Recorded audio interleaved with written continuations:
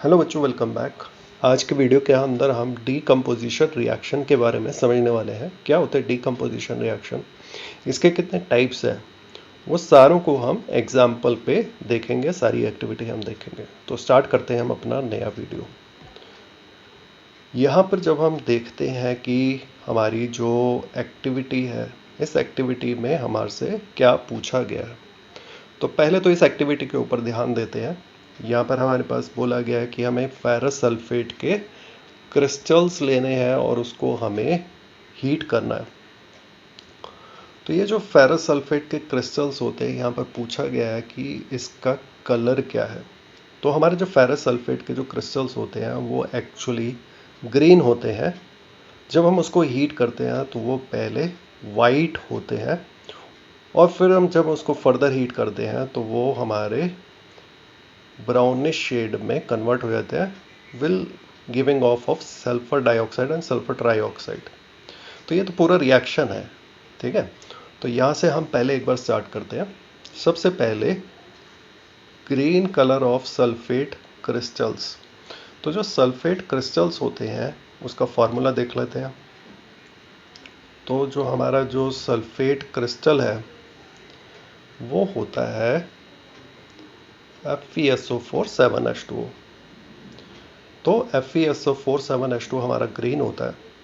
जब हम इसको हीट करते हैं, colour of the crystal changes, तो हमारा FeSO4 बनता है जो कि वाइट होता है। तो जब हम फेरस सल्फेट को फर्दर हम हीट करते हैं तो यहाँ पर हमारा ferric oxide plus SO2 plus SO3 हमारा बनता है।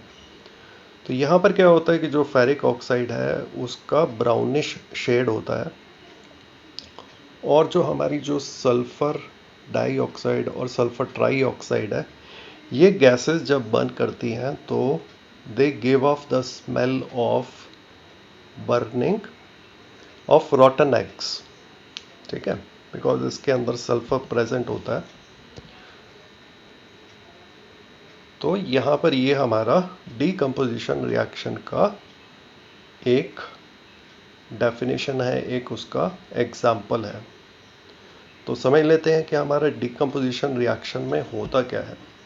तो जो हमारा डीकम्पोजिशन रिएक्शन होता है, इसके अंदर हमारे पास एक ही रिएक्टेंट है जिसके अंदर जो इंडिविजुअल जो एलिमेंट है उसमें डीकम्पोज हो जाता है, ठीक है। तो यहाँ पर किस वजह से डीकम्पोज होता है, यहाँ पर जो है कुछ एनर्जी प्रोवाइड करनी पड़ती है, या तो in the form of heat या इलेक्ट्रिसिटी या सनलाइट। तो इस वजह से इसको हम डीकम्पोजिशन रिएक्शन को हम एंडोथर्मिक रिएक्शन भी बोलते हैं। अब हम आते हैं एक और एग्जाम्पल के ऊपर। जो हमारा कैल्शियम कार्बोनेट होता है, इसको हम लाइमस्टोन भी मानते हैं। तो जब हम इसको हीट करते हैं तो हमारे पास कैल्शियम ऑक्साइड और कार्बन डाइऑक्साइड हमारी रिलीज होती है। तो बिकॉज एक रिएक्टेंट से हमारे दो प्रोडक्ट निकल रहे हैं, इसलिए हम इसको डीकम्पोजिशन बोलते हैं। अब हम इसके अंदर देखते हैं कि यहाँ पर जो है हीट की वजह से ये रिएक्शन हो रहा है। तो when a decomposition reaction is carried out by heating, it is known as thermal decomposition. तो ये हमारा first type of decomposition reaction के बारे में बताता है। चलिए अब हम देखते हैं कि और भी कोई एग्जांपल है थर्मल डीकम्पोजिशन का, तो उसको फॉलो करते हैं। तो यहाँ पर हमारे पास नेक्स्ट एक्टिविटी है जिसके अंदर हमने लेड नाइट्रेट पाउडर को हीट किया है।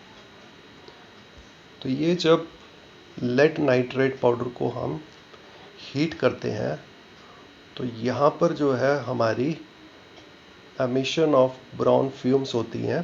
जो इसका रिएक्शन देख लेते हैं। तो ये जो हमारा जो रिएक्शन है वो यहाँ पर हमारा दे रखा है।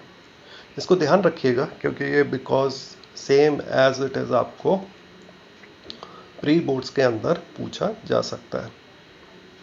ठीक है, अब हम देखते हैं इसका एक और टाइप ऑफ डीकम्पोजिशन रिएक्शन।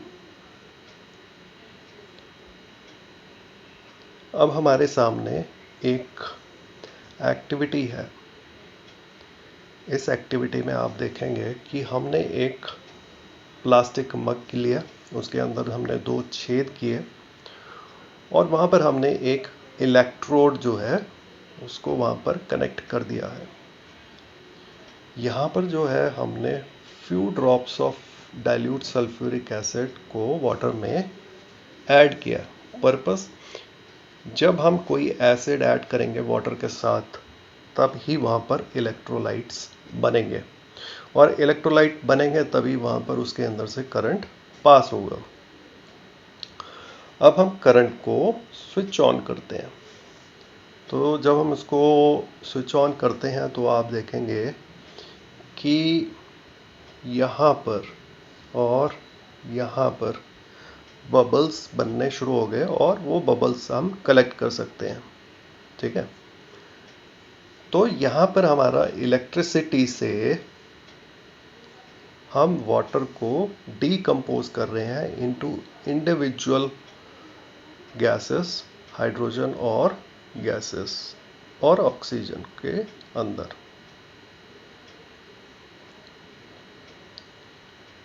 अब इसको हम इलेक्ट्रोलिसिस ऑफ वाटर भी बोलते हैं। यहाँ पर हम वाटर को इलेक्ट्रोलाइज करके डीकम्पोज कर रहे हैं इंडिविजुअल गैसेस, हाइड्रोजन गैस और ऑक्सीजन गैस के अंदर।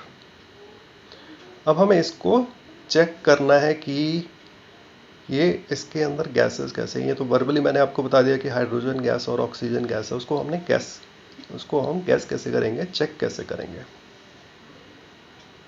तो देखेंगे हमारा कि जब हम दोनों टेस्ट ट्यूब्स को हमने आराम से उसको चेक करते हैं और हम एक्सपोज करते हैं तो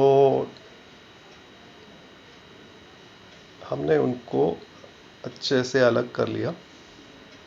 हमने एक टेस्ट ट्यूब को बर्निंग कैंडल को एक्सपोज किया। तो जिस टेस्ट ट्यूब में हमारी ऑक्सीजन गैस होगी वहाँ से हमारी जो है बर्निंग जो है एकदम से प्रमोट हो जाएगी। हाइड्रोजन गैस भी बर्निंग को प्रमोट करता है विद द पॉप साउंड। तो एक तरफ हमें पता चल जाएगा कि एक तरफ हमारी हाइड्रोजन गैस है और एक हमारी ऑक्सीजन गैस है। ठीक है, यहाँ पर हमें एक चीज़ और देखने को मिलती है कि जो गैसेस का जो वॉल्यूम है वो हमारा थोड़ा सा अलग है। तो ये जो हमारा हाइड्रोजन है और ऑक्सीजन जो है इनका जो वॉल्यूम है वो अलग क्यों है? बिकॉज अगर हम वाटर का मॉलिक्यूल अगर हम देखते हैं तो उसका जो मॉलिक्यूल होता है वो हमारा H2O होता है। तो वहाँ पर हमारा बाई वॉल्यूम हाइड्रोजन 2 पार्ट्स है और ऑक्सीजन हमारा 1 पार्ट है। इसलिए जब हम इसको इलेक्ट्रोलाइज करते हैं, जब हम इसको डीकम्पोज करते हैं तो हमारा जो ऑक्सीजन का जो वॉल्यूम है एज कंपेयर टू हाइड्रोजन वो हाफ पाया जाता है। ठीक है, तो इस चीज़ का ध्यान रखिएगा। ये हमारे second type of decomposition reaction है and this is taking place with the help of electricity. इसको हम इलेक्ट्रोलिसिस ऑफ वाटर में एक्सप्लेन कर सकते हैं। चलते हैं हम थर्ड पार्ट के ऊपर। अब इस एक्टिविटी के अंदर हमें बताया गया है कि हमारे पास एक पेट्री डिश है जिसके अंदर हमने सिल्वर क्लोराइड लिया है। तो ये जो सिल्वर क्लोराइड होता है जब हम इसको सनलाइट को एक्सपोज करते हैं तो सिल्वर क्लोराइड जो होता है वो वाइट होता है, और ये जो है सनलाइट पर एक्सपोज करने पर ये ग्रे हो जाता है। ठीक है। और जो हम इसका रिएक्शन हम देखते हैं तो देखते हैं कि हमारा 2AgCl है, in the presence of sunlight ये सिल्वर और क्लोरीन गैस में कन्वर्ट हो जाता है। तो जब हम इससे आगे बढ़ते हैं तो हम देखते हैं कि हमारे पास एक और एग्जाम्पल है, और वो पहले वाले एग्जाम्पल से ही जैसा ही है।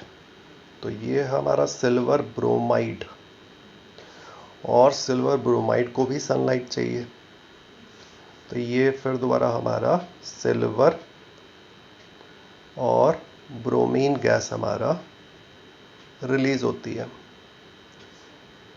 तो यहाँ पर आप देखेंगे कि जो सिल्वर है ये हमारा डिसोसिएट हो रहा है, ये डिकम्पोज हो रहा है। ठीक है।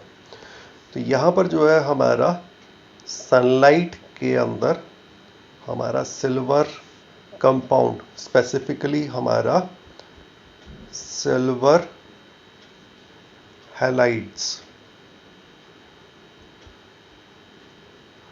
तो ये जरूर देखिएगा कि ये सिल्वर हैलाइड क्या होता है, इसको एक बार जरूर सर्च कीजिएगा, क्योंकि ये भी आपका प्री बोर्ड्स के अंदर आता है।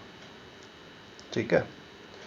तो ये यहाँ पर हमारे सिल्वर हैलाइड्स सनलाइट की प्रेजेंस में सिल्वर और जो दूसरा हमारा हैलोजन है उसमें कन्वर्ट हो जाता है। तो ये वाला जो डिकम्पोजिशन रिएक्शन है ये इसको हमारे को सनलाइट की प्रेजेंस में पॉसिबल होता है। तो यहाँ पर हमारा एक चीज हमने देखने में आई कि जो डीकम्पोजिशन रिएक्शंस हैं उनको एनर्जी चाहिए होती है, वो किसी भी फॉर्म में हो सकती है, चाहे तो वो हीट की फॉर्म में, लाइट की फॉर्म में, या इलेक्ट्रिसिटी की फॉर्म में, for breaking down the reactants. इस वजह से हमारे सारे जो डीकम्पोजिशन रिएक्शंस होते हैं वो एंडोथर्मिक रिएक्शंस होते हैं। ठीक है। तो लास्ट वाले वीडियो के अंदर हमने एक्सोथर्मिक रिएक्शंस भी पढ़े थे, और यहाँ पर आप एंडोथर्मिक रिएक्शंस भी देख रहे हैं। तो एक्सोथर्मिक एंडोथर्मिक रिएक्शन का जो डिफरेंस है वो मैं नेक्स्ट वीडियो के अंदर लूँगा। आई होप यहाँ तक आपको समझ में आ गया होगा। अगर आपको कोई डाउट है तो आप मेरे को कमेंट सेक्शन में कमेंट कर सकते हैं। I will get back to you.